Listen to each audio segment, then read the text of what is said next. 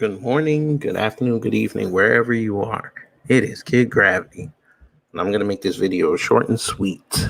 Because today I'm going to review Candace Owens' new book, Blackout, How Black America Can Make Its Second Escape from the Democratic Plantation. But before I get into that, really quick, we have just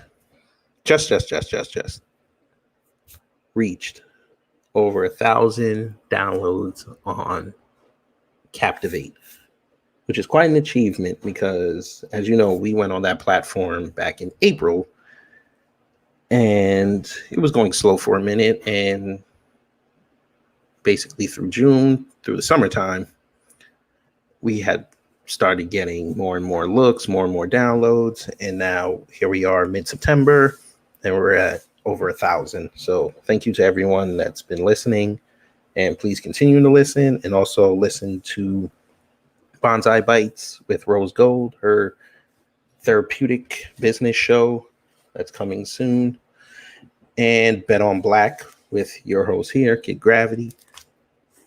I have right now interview with rapper and actress Stormy Maya that's up right now, and tomorrow, September 18th, my second interview with the professional pen Shannon E. Johnson, a Hollywood development executive and screenwriting coach, will drop everywhere, including on here at the Kid Gravity YouTube channel. So make sure you go on your favorite tuning and streaming apps like Apple, Spotify, TuneIn, and also Amazon Music. The link is in the description box. And one other thing before we start. As you know, I did an emergency show about the Made by Maddie piece, and it's been somewhat well received. And in that, I debuted a new series that I'm calling Negroes Do Not Need Representation. And I bleeped the word Negro in there because I used the actual word. But for this review, I'm not going to use any foul language. On this series, I did one about why Black people were too quick to jump the gun on that Made by Maddie piece. And if you don't know what that is, that was a Nick Jr. show that was supposed to premiere this past weekend about a Black family. And the main character, the daughter, was a budding fashion designer who made her fashions come to life. And basically, Black folks went in on that show and got it canceled. Why, you ask? Because they attributed the drawings and the characters to Matthew A. Cherry's Hair Love. And unfortunately, they said that the creators of that show destroyed their integrity by stealing his concept. And Nick Jr. / Viacom, as a business, did not want to take the heat. So instead of playing it and letting it ride and then having the opinions, they just pulled the plug on the show completely, which unfortunately made an 11-year-old Black girl who was the lead lose out on work. So that was my number one. Number two, coming down the pipe, I am going after Al Sharpton. Yes, I have talked about this on other shows. I am going after Al Sharpton. And one last thing, also, this weekend I will be talking with two brothers about the election coming up from Black male perspective, because I've been seeing some disturbing things the past couple months in regards to Black men in this election. So we're going to talk to them and see what their opinions are and what Black males can do to secure their voice during this election. Okay, enough of that. let's get into it. Candace Owens. Woohoo! She is a polarizing figure, ain't she, folk? She has been making the rounds since, I want to say, 2017, 2018, maybe 2017, when I first caught wind of her. I've caught wind of her name during the whole doxing scandal that was going on with the left and Democrats, where they were doxing conservatives that they thought were racist. And her name, she was one of the names that were in there. But, I wasn't still in the politics like that, so I ignored it. But then when she really caught my eye, when Kanye West put out that tweet and said that basically put Candace Owens over. And then I started, following what she was saying and kind of find out that, as I was doing my political readjusting, that a lot of things that she was saying was true. Now, y'all know me, folk. I do have a problem with her. Not that she's a coon or sellout or all this, or that she married to her husband who happens to be white. I don't care about any of that. I had a problem with her when she did her whole piece on George Floyd and basically made Derek Chauvin, the man that had the knee on his neck, seem somewhat benevolent by bringing up George Floyd's criminal record. Now, she can explain that to me all she wants. I'm going to have a problem with it. I don't care if he was a criminal or not. At that point, you made this cop look benevolent. You gave him some sort of a pass. You gave the racists, the true racists, a chance to demonize us and basically gave this man an opportunity to get a statue. I'm not cool with that. So me and her, if we ever meet, I'm gonna let her know that, or if she ever hears this, I'm like, listen, I ride with you, but that piece, now you and I are never gonna agree on. But I took all that away.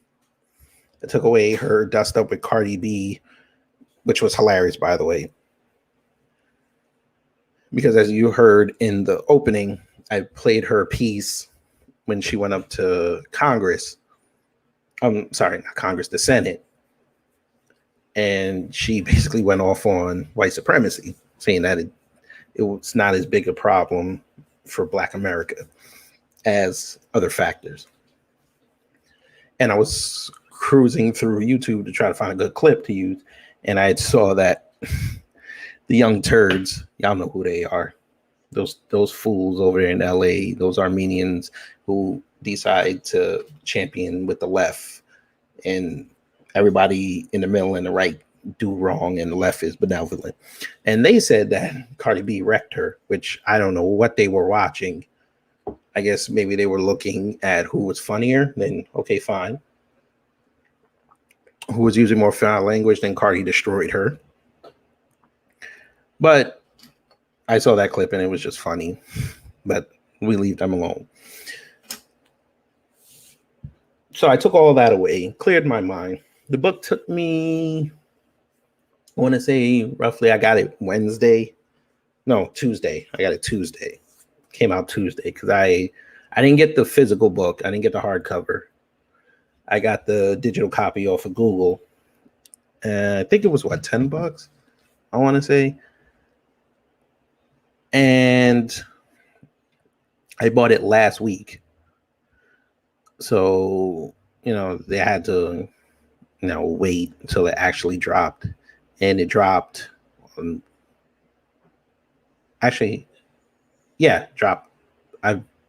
dropped Tuesday. And, I made a mistake on other shows. I said it was 320 pages. I don't know where I got that number from. It was only 208. So, and it was very easy reading. So I would give her kudos on that. It was very easy reading.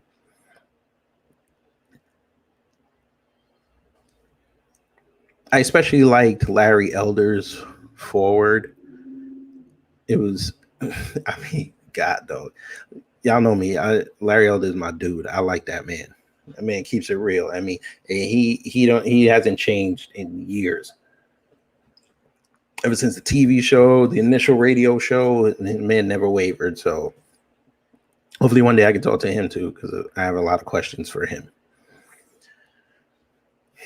But like I said, cleared my mind. I started reading it Tuesday night. I finished it last night. And my overall grade for it is an 8 out of 10.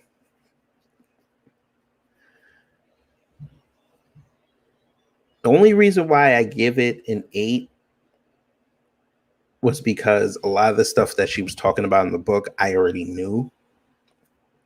So it was kind of like, to me, the way I read it, it was like reading an auditory history book.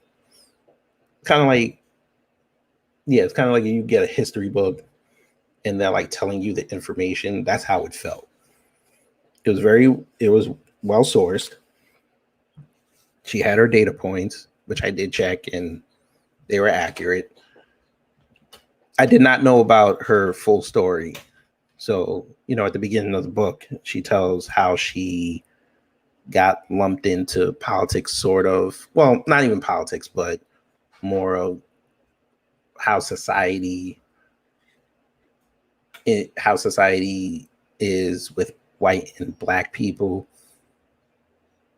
in terms of racism and cultural differences, when she explained how she got racist voicemails from some students at her school, her high school, and all the attention she was getting from the media, and how people were saying that she made it up, and she had to deal with that, and took a toll on her.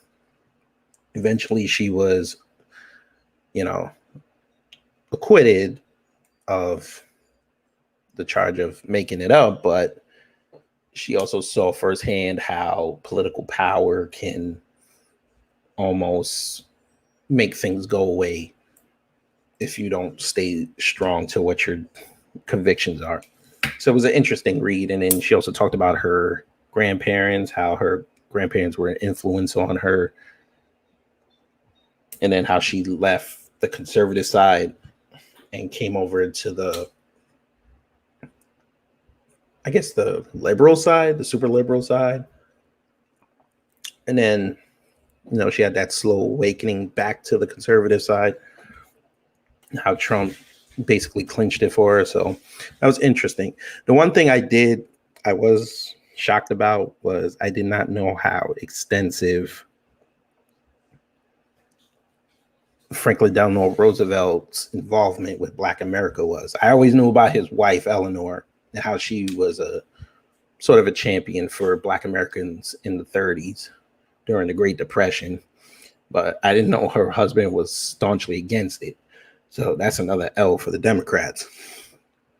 And then, she went into the history of Black America. She mentioned, the 70s. She mentioned, the crack epidemic. She mentioned,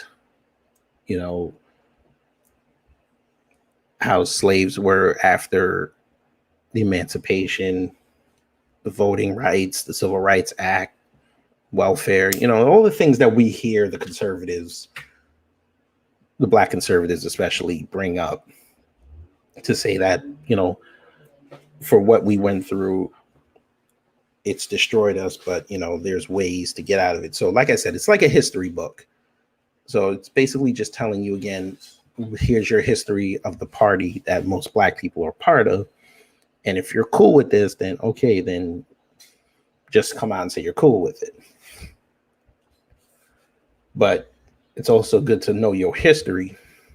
That way you can have an politically inferred judgment, and then you can't waver on it. So all in all, like I said, the book is an 8 out of 10. It's very easy reading. So I suggest you guys pick it up and read it. Even if you think she's a coon and a sellout and an Uncle Tom, even though that makes her a hero, but read the book, enjoy it. Will I say it's worth another read around? I mean, unless you're like I said, unless you're like me and you've been versed in reading about the history of us with the Democratic Party, maybe not, unless there's something in there you missed. But I think it's worth one or two reads to me. So, Candace, great job on the book. I am going to recommend it. So, it is a recommendation for me. And, you know, also, being that she's a Black woman, got to support each other, whether you don't like them or not. Support them, because we already know it's tough, and it's only going to get tougher from here if we don't support each other. So that's it, y'all. And like I said, thank you so much for listening. I wasn't going to make this too long, but Candace Owens' book, really good.